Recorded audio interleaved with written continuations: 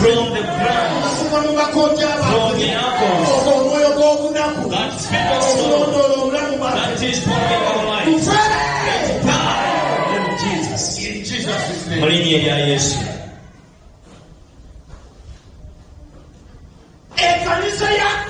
The Church of Christ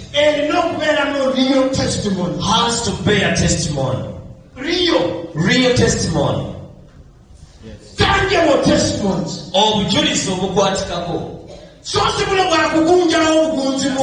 this one that is created.